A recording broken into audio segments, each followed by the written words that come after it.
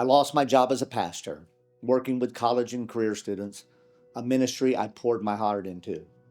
Everything had been going well, the ministry was growing, and lives were changing. I truly believed I was at the center of God's will. But then came a difference among ministry leaders. Now, whether it was in philosophy or theology, I still don't fully know. Well, what I do know is they asked me to resign, and it shattered me. I was hurt deeply, and beneath that hurt was a slow, burning anger I didn't even know I was carrying. Eventually, I thought I had moved on, but the truth is, I hadn't. That unresolved pain would come back to haunt me. Then came another ministry opportunity. I felt like it was everything I had ever wanted. A young, vibrant church full of energy, vision, and life. A dynamic pastor, momentum, a place to dream again. I accepted the call and stepped in, full of hope. But something was wrong. Almost immediately, I began to lose sleep. Night after night, I tossed, turned, prayed, pleaded. Nothing helped.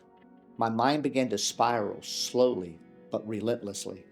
And before I knew it, I found myself slipping into a deep black hole of depression.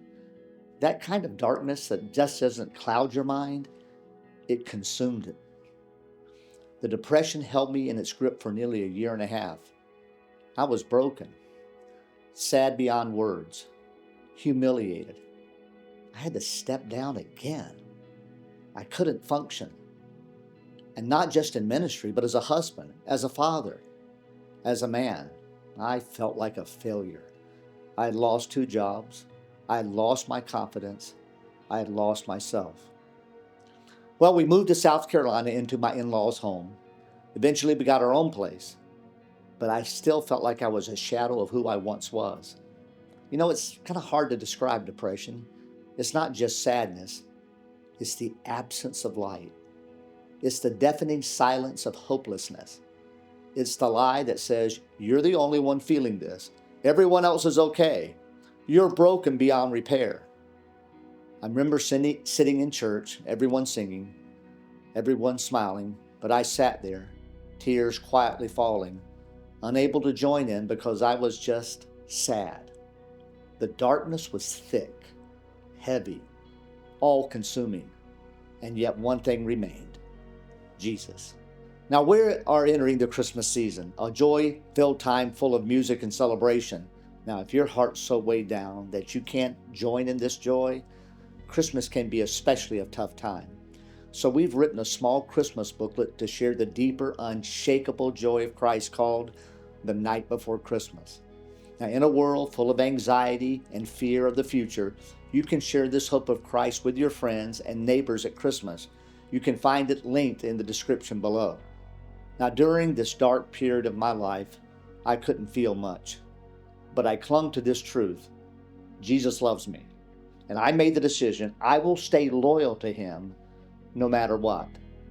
And slowly, and oh, so slowly, light began to break in. Through his word, through a few faithful friends who didn't try to fix me, they just walked with me. Through the unwavering encouragement of my wife, through moments of grace I didn't deserve.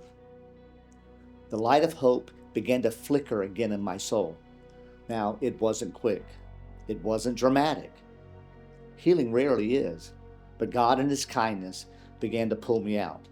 And somewhere along the way, I began to realize I had pride in me I had never faced.